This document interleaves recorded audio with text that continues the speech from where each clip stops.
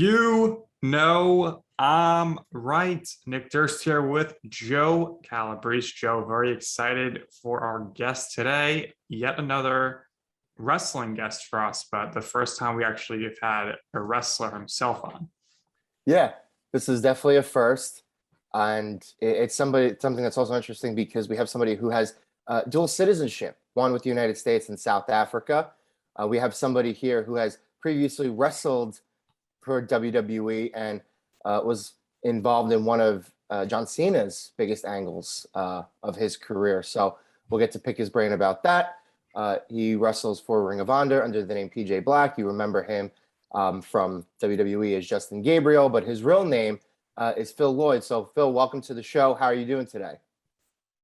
Doing wonderful. Thank you guys for having me. Yeah, we appreciate you hopping on with us. And obviously you've had a very successful career, but for you, who were some of your favorite wrestlers growing up?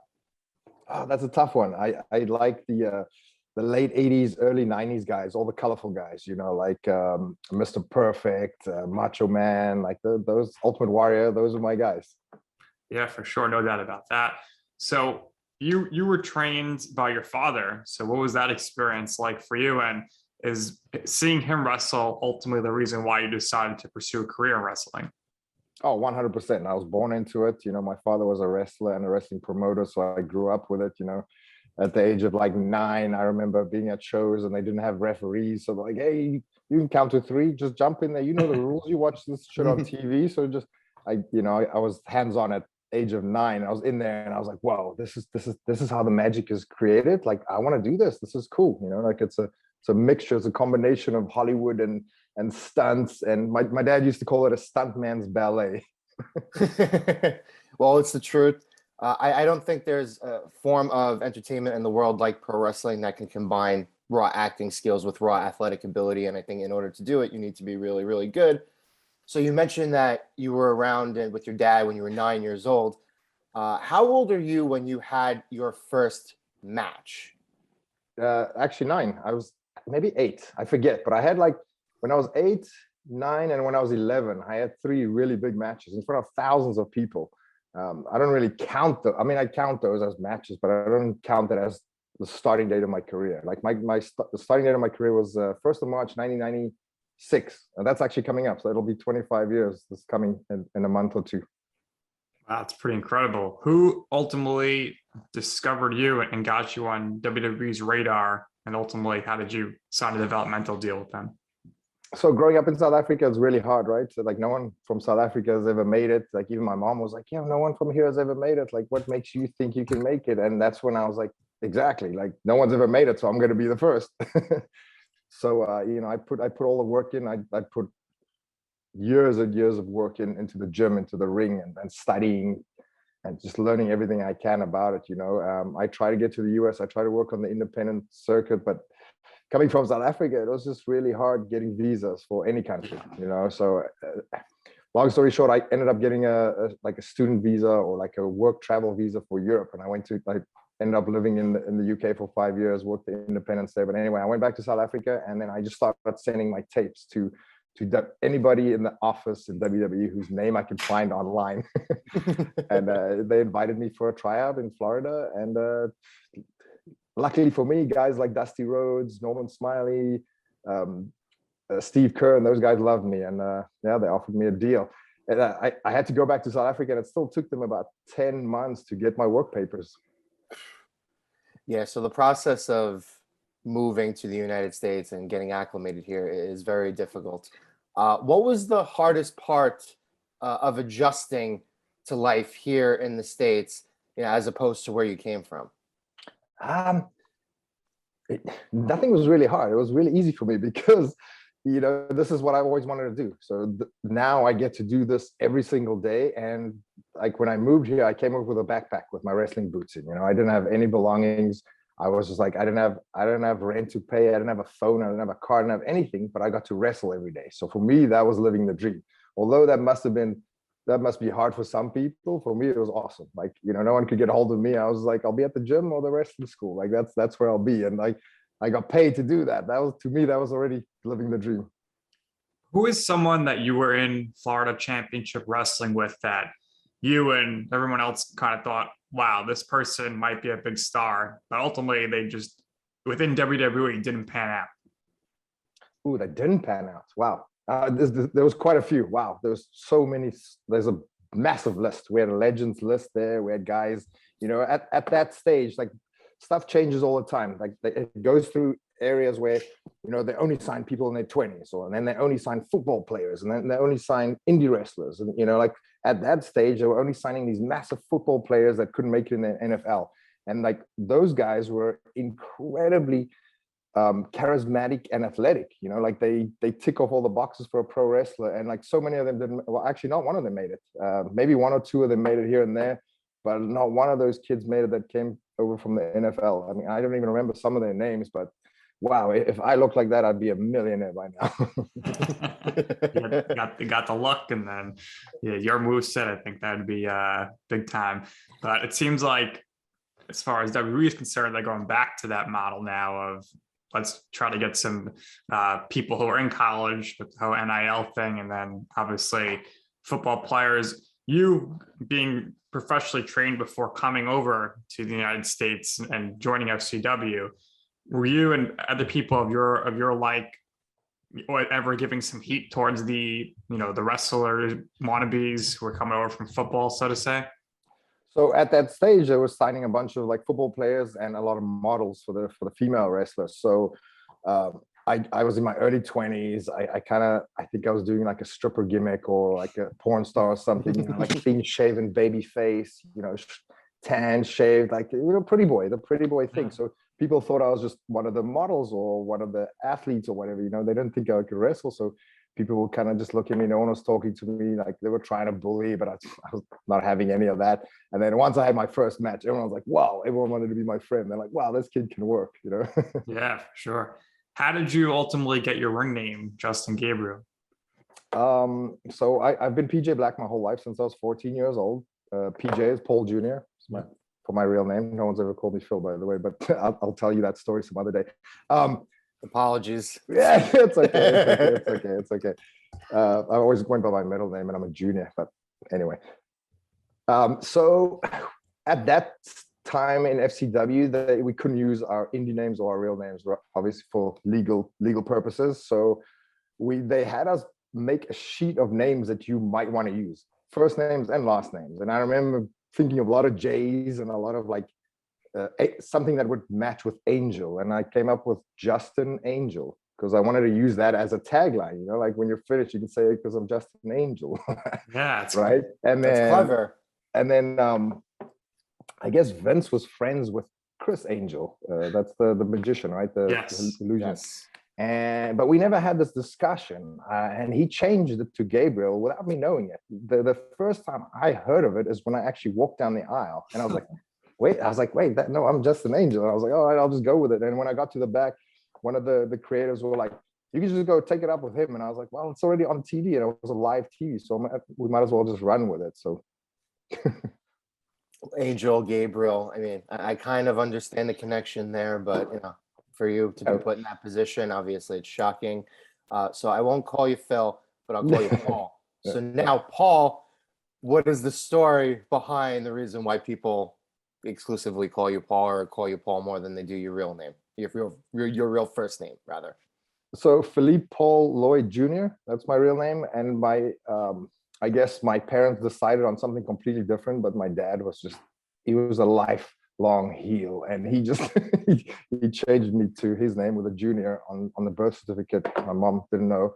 And for some reason, he always went by his middle name. So I went by my middle name throughout school. And I always thought it was so weird. Like, people thought I was really weird. And I didn't really understand at the time, And when I was like 14, 15, obviously getting into the teens, we sounded the same over the phone and stuff like that. And my dad just got tired of that. And because I was a junior, he was like, well, you're going to be PJ from now on. And at that time, I was at 14, I was going through the emo stuff. I painted my room black. I had like the black light, the red velvet like sheets and stuff. And we walked in there one day and it was PJ Black. That's your PJ Black. And that just stuck.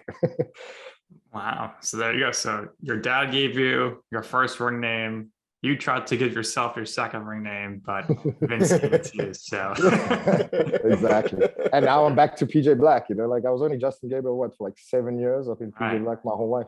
So obviously, anybody who was formerly in WWE, you guys usually get called to come out to autograph signings and whatnot. What are you signing your autograph as on those like old WWE yearbook photos? So I something clever. So back in the day, it was J. I made the J like because I saw this with my dad. My dad was the Pink Panther, and he always used to write the P really big and write the pink in there and use the same P, right? So I kind of do something similar to that. I use a JG 450, and the G I just changed it to a P now, so it's PJ 450. What was the reaction by, I guess, when you were at FCW, when you did your finishing move? Obviously, not many people could do the 450 splash, but what did everybody think of that? I mean, everyone was like, wow, that's so unsafe and this, and they had me do it like a million times on different angles. They would put a crash dummy all over and I would hit it just perfect anyway. I can hit it anywhere. I can literally hit it anywhere in the ring. Till this day, I have no idea how. Maybe because I started doing it when I was like 9 years old. Yeah. And then after like me hitting it perfect, like 10 out of 10 times, Regal was like, yeah, okay, cool, we'll use this. And I think John Cena was there at the time, and he was like, yeah, definitely use that. There we go. Wow. What was your reaction personally when you were told, hey, we're going to do this NXT show and we're going to have you be one of the contestants? I mean, I was stoked. I mean, they told us that a month before, but like in wrestling, you take everything with a grain of salt, right? Because things change sometimes on the day. So initially it was supposed to be like a real reality show where we all stay in this house, kind of like the Ultimate Fighter. Yeah. We stay in the house and we compete. And I don't know what happened. Time ran out, and this is wrestling on the day. They're like, oh, I guess we'll run some kind of wrestling show with have you guys compete in some kind of dumb challenges, which they obviously thought of on the day. And they just wanted to embarrass us, I feel like. And I don't know if we did a good job, but the following seasons they scripted very heavily because of that. But I think it came out good. No, I think it came out really good too. And I mean, yeah, it started as a competition show, but in a very short period of time, it evolved into something really special, I think. And I think it was because of how the veterans on the roster at the time bought into the concept. And your mentor was Matt Hardy. And now obviously Matt Hardy is not with WWE anymore.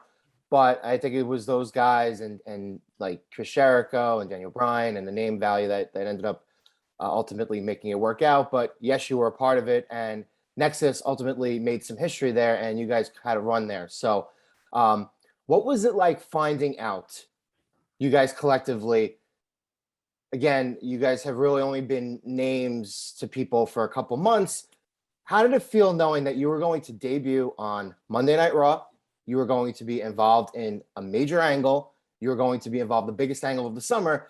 And that angle involved, at the time, Sir John Cena, who blessed you by saying that your 450 splash was awesome. So how was the feeling getting that call, knowing you were going to be going to the main roster to Raw? Well, at the time, we didn't know it was going to be something so cool, right? We have no idea. Like we just got finished with that competition, call it whatever you will, right? And they constantly try to embarrass us, like they just try to embarrass us. So when this came up, we were just like, oh yeah, okay, whatever, like we'll just do our job. Like but Vince called us into the office that day, which hardly ever happens. We were in the American Airlines Arena in Miami, which is now the FTX Arena. And he was like, this is what you guys are gonna do. And like no one really thought of it. Like in wrestling, most storylines and stuff is like recycled, or like Dr. Tom used to say this, what's old is new and what's new is old, but at this time, this was something completely unique. So we didn't have any reference to go back to. So we had no clue what to expect, but this is what Vince wanted. And that's exactly what we did. And this is why I say he's a genius. Yeah, it was historic, no doubt about it. Do you keep in touch with anybody from the NEXUS these days? Oh, all of them. Michael Tarver is as a rapper. You guys should check out his music. He actually did my current entrance music, which I think is freaking awesome. Darren Young, I'll see him at the New Japan Strong shows every once in a while. Ryback doesn't talk to me for some stupid reason. I don't know Ooh, why. Skip I don't know Sheffield. why. Ooh, Skip that's not Sheffield. good. Wade lives in LA too, and we've been meaning to catch up for a while. It just our schedules didn't line up like that. But Heath was here for signing the other day, and I mean Heath is my brother. I love that guy till death. Like we got to hang out a week ago or so. But yeah, I keep in contact with everyone. The Usos are my buddies. Like like people you would never think of. Like I was the guy that gets along with everyone. Yeah, well, I'm surprised to hear that Ryback is not interested in you. And yeah, how about Otunga? You keep in touch with him at all? I haven't spoken to him in a while, but I do. I think he's a stand-up guy. I actually had his first wrestling match ever. First two, because the first Wow. one went well. That Steve Kerr was like, "Can you do that again?" And it was like a 15-minute Broadway too. I had no idea how he pulled that off, but he's a Harvard lawyer, and he ended up writing me a recommendation letter to get my green card. So I will be forever grateful to that dude. Yeah. So 2 years ago, there were some rumors around WrestleMania that WWE is looking to bring all of you guys back for something. Any truth to that at all, or were you surprised to see that as well? There were some talks here and there, and then amongst the guys, and I think one or two of the guys pushed really hard for it, and the rest really didn't care. They was like, "Whatever, who cares?" Like, but never say never. I have no idea what it entailed, but I kind of have a feeling that it might still happen in the future. But then again, a lot of us are signed at different places. Like I was signed with Ring of Honor, not anymore, but that Heath was about to sign somewhere else, and I feel like everyone's just too scattered. It's such a big group, that it's hard to get everyone on the same page. But I have an idea it'll happen sometime in the future. Yeah, especially now it looks like WWE is willing to do some business with some outside promotions. So it could happen. But it looks like Ryback is really they don't want anything to do with him. So I don't know how that will work out. They got him banned from Twitter, he says. He shot himself in the foot. I mean, isn't it funny that he was always freaking out at these trolls online? And, like everyone, there's a lot of trolls online. And isn't it ironic that he became that troll online? I think it's hilarious. I mean, I don't hate the guy. I just think it's funny. He just makes some questionable decisions. Yeah, I mean, he has the opinions that he does, and he was one of the most popular guys during his run, so I can kind of understand why he maybe doesn't feel the greatest towards the company, and he decides to say what he does. But that's his thing. Back to you. There was a period of time there for a couple of years where the WWE was really revamping and looking to redo the cruiserweight thing again, and they had guys like TJP involved, Neville before he left the company, Austin Aries, and eventually you'll see 205 Live. So did the WWE ever contact you at that time, or have they been in touch with you here now, knowing that they have room for that on the show? And what were your thoughts regarding that? Did you think they executed it well? Do you think there were things that they could have done better? So funny story. That was actually one of my concepts that I came up with. When we heard that the network was going to come out, this was like a few years before it came out, right? They told us about it, so we all started brainstorming of shows, and I had a whole list of shows. Man, I write so many freaking shows, and that was one of the concepts I came up with. And at the time, they didn't go with it. And once I got fired, there pops up the cruiserweight show, and they did call me to do it, but it was shoot weigh-ins 205 at the time. I think I was weighing like 225, and I was like. Which was cool because I'm the biggest guy in the indies, because the guys on the indies are tiny. So at 225, I was doing all my power moves on the indies, and they were like, you can just lose the weight. I was like, yeah, I can, but I don't want to. I kind of like what I'm doing right now. So I like being a heavyweight. It's certainly interesting. So I wanted to ask, what's next for you now that the status of Ring of Honor is up in the air? And it's something that we don't really like talking about. Obviously, the pandemic has hit the industry hard, but I also do think that it's created some opportunities, and people have left the major companies and gone back to the indies and kind of given back. And you're seeing, pockets here and there of certain companies, succeeding. But, again, with the status of ROH up in the air, what is your plan next move? That's a tough one. I told myself I'll give myself till Christmas and then I'll figure out my next step. And then Christmas came and I was like, New Year's. That's come and gone. We're almost finished in January, and I was like, wait a minute. But I don't want to say too much, but I was with John Morrison the other day, and we were brainstorming some ideas. Like his 90 days is up soon too, so we're like, maybe we'll do something together. Maybe we'll bring back the Worldwide Underground. I don't know. Maybe that's an idea. Taya is free too, and Jack might be too soon, or maybe we'll. Who knows? That was just brainstorming some ideas. Like honestly, I have no idea. I really want to do something because I haven't even hit my prime yet, but I really want to focus to as one of the only guys from South Africa who's ever made it. I get so many like emails and messages on social media on people asking me how I did it. So I really want to give back and want to teach people in South Africa. There's such a big market. People don't realize what a massive market South Africa and the whole of Africa is. So eventually I want to maybe open up a couple of schools there.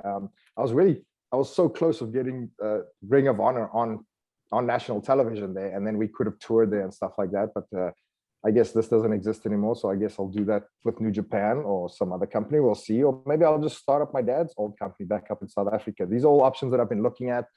I haven't decided on anything yet, but like the pandemic, the last 2 years have just been crazy. I almost just like tapped out. I was like, no, I'm done. I just want to go sit on a beach for a year until people can function normally in a society without fear, propaganda, and all this other extra stuff that we don't need. But yeah, sorry, I've gone on a tangent here. I honestly have no idea what my next step is, but I feel like once the world is kind of calmed down, things will not go back to normal. I don't think things will ever go back to normal, but I think that obviously the wrestling industry will boom again.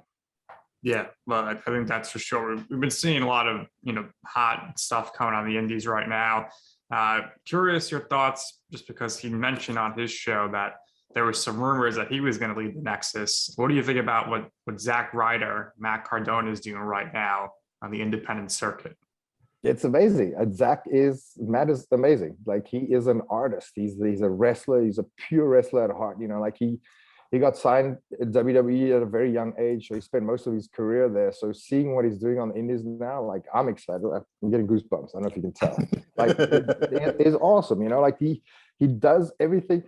When we were there, they were all about grab the brass ring. That YouTube just became a thing, and he had that online show. They told us to do stuff like that, and he got himself over, and then they didn't like that. And I was like, that's just the system, right? But every single challenge they threw at him, they gave him, like he got through that, and I feel like he deserves everything he has right now. And mark my words, he'll probably be back there one day. He looks fantastic. I think he's going to be in the Royal Rumble this year because Dave Meltzer, who was on our show, is reporting, looks like WWE's trying to get somebody from somewhere else to the Royal Rumble because Mickie James is in the women's one. So, if you bring a guy in from Impact and NWA, that's pretty much as big of a opening the door you could possibly find.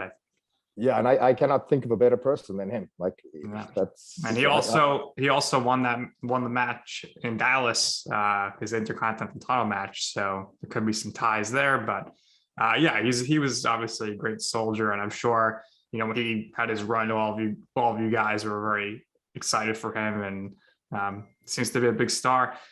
For you personally, though, with WWE, obviously you came in with the NEXUS guys, so you're close with them. But who were you throughout your time there traveling with most of the time? It was Heath mostly, because I spent time with him in developmental, and we shared a car for the first 4 years on the road and a room, and that's 300 days a year. That's times 4. So yeah. I know him better than anybody else. But the whole NEXUS group, we traveled together. The Usos, they're good friends of mine. I love those boys so much. They're like family, like coming to this country, Thanksgiving and Christmas. I never had a place to go because I didn't have family here, and those people opened their homes and their hearts to me, which I'll never ever forget. Stuff like that. All the Drew, Sheamus, Wade, all the Brits, because I wrestled before this. I wrestled in the UK for a long time, so there's so many of those guys I go way back with. People don't realize, in my 25 years, I've ran into pretty much everyone that you guys know and watch on TV. Yeah, for sure. And then also the Wild Boys. We call them the Wild Boys. He's gonna be so mad at me for even saying that. But Bray Wyatt, he's a good homie. There you go. So if you had the opportunity to, do a tour here somewhere in a tag team, but you had to tag with somebody who you never tagged with before, who would it be? Ooh, I mean, that's tough that I've never tagged before. There's so many. Let's see. I'd really love to tag with Angelico. Angelico is also from South Africa. Funny little story. He was this little kid, and I just got signed, right? And he came to the school. And he was like, "Please teach me some moves. Please teach me something." And at the time, I didn't want to get hurt or anything. I was like, "I'm moving to the US, kid." Like, you probably thought I was like big dogging him or something. But I'm just stoked to see the path that he's followed and where he is right now. And it'd be awesome to actually do a tag with him. Yeah, that'd be pretty cool for sure. So what would you say in your career is your I'm right moment? What we mean by that is a time where you decided that you wanted to do something, but somebody else was telling you, "Hey, you can't do this. This is not going to work out." And you said, "You know what? I'm going to go ahead and do this." And ultimately, you will see why it is that I'm right. Oh wow, that I can write a whole book on that. So in the beginning, I gotta rack my brain. But I remember asking permission once, and I just got shut down. And I forget who. I think it was Evan Bourne. He goes, "Dude, don't ask for permission. Ask for forgiveness." Yeah. So I legit, from that day, I was like, I just did it my way, and it paid off every single time. I think there might have been a one time where it didn't pan out, but I mean that's life, right? You can't have a perfect track record all the time. That is a really, really great money quote. I think that he should put it on a shirt and sell it. I agree. WrestlingTees.com. Right. Right? But I feel like people should live their lives like that, not only in wrestling, like even in business. Because think about it, the risk takers make whatever you're into. If you're into stocks or whatever, it's the guys that take the educated risks, for lack of a better term, that make money. So that applies to all areas of life, I think. Yeah, absolutely. And quick tie-in, it was Nick who was the one who started this podcast, and he brought me in, and that was sort of a risk, but we've had over 100 episodes since, over 150 episodes now. Wow. 100 straight episodes with guests, and like I said at the top, you are our first sort of active pro wrestler to come on with us. So this is history making in itself. So certainly a risk that ultimately has paid off for us in the long run here. My last question for you is, who would be your one dream opponent now? And I see and I watch a lot of guys today that I immediately would come to mind for you, would have a dream match with a guy maybe like AJ Styles, obviously Daniel Bryan's a lot bigger now, and he's Bryan Danielson again in AEW, but obviously he's more big now than he was back then when you guys were originally doing the NXT angle. So who would be your ultimate dream opponent? Okada. Really? Mm-hmm. All those names you listed is also on the list, but I've already wrestled those guys somewhere on an indie or like a house show or something, but so you would want to go to Japan and wrestle Okada? Yeah, I mean that was a goal, a dream of mine before I even made it to the WWE, was to go to Japan. I've always liked that style. I even tried to get to Japan when I was 18, 19, but coming from a third world country, that was hard. But I love the Japanese style. I do some of the strong tapings here in LA, when Okada, I remember when he was, I don't know if you guys can remember this, but he was in TNA. He was kind of like nobody. When he went back to Japan, that's when he started that run. And that's when I was like, wow, I want to work this guy. And I mean, obviously he blew up after that. So, asking anybody these days, any kid, they would obviously gravitate towards him because he's one of the best. But, my whole life, I always wanted to work him. Yeah, certainly one of the bigger stars. Wanted to ask you about someone who you worked with in WWE. When Mason Ryan came into your group, did you guys think this guy is being pushed to be success, the big time guy? I mean, everyone was calling him Batista too, the next Batista, but just didn't work out. So what did you think of that whole Mason Ryan era there? I mean, he's a good friend of mine, so I was always rooting for him. I always hoped that he would make it. And they kept on teasing, you look like Batista, cut your hair, grow your hair, do this, whatever, cover up that, whatever, wear the shirt. They they gave him so much that he kind of like cracked. I didn't crack under pressure, but the poor guy could have been a massive star if they just gave him the ball. Yeah, and I was like, it started a few years ago. He was like doing Cirque du Soleil, which is pretty cool. I was always a fan of him, and that's incredible to be able to make that transition. Last question from me here. Curious, what your routine was on a day, but let's say you got a Raw and you're definitely having a match. What time are you getting there? Are you eating beforehand? What kind of foods you're eating? And then afterwards, when you leave, are you going to pick up food somewhere again? Oh, living on the road was tough, because back then we did TV, we did live events or house shows, whatever you want to call them, on Fridays, Saturdays, Sundays, Monday Night Raw, and then Tuesday SmackDown TV. So it was a rough schedule. I mean, you eat whenever you can. So many late nights, 2, 3 o'clock in the morning, go to McDonald's and drive through, just eat like crap on the road. Yeah. As I got older, obviously I cared a little bit more because I was like, wait, I got to extend my career. So I got to eat way more healthy.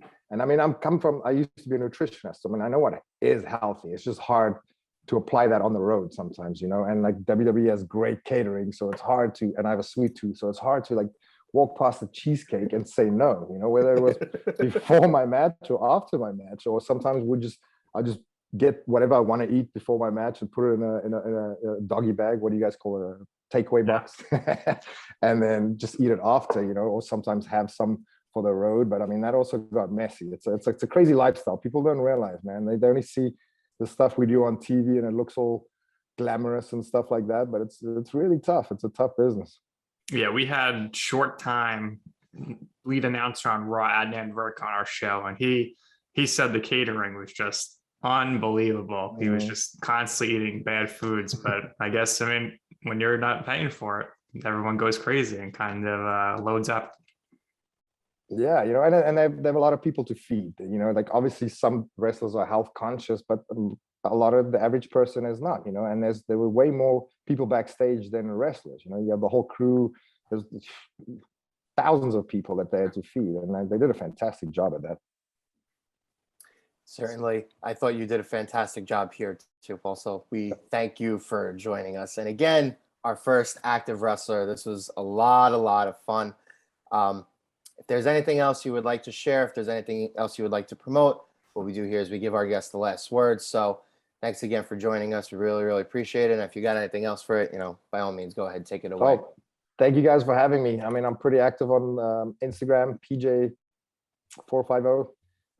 But you guys can go to my website, pjblack.com, and all the links to my actual social medias are there. There's so many fakes these days in everyone, not only like wrestlers or other celebrities, normal people these days getting hacked, and like it's crazy right now. But anyway, all the real links are on pjblack.com. All right, we appreciate it, PJ. Thank you so much for joining us, and that's going to do it here for this episode of I'm Right. So PJ, wish you good luck. So for our special guest, PJ Black, and for my co-host Joe Calabrese, I'm Nick Durst, and this has been I'm Right.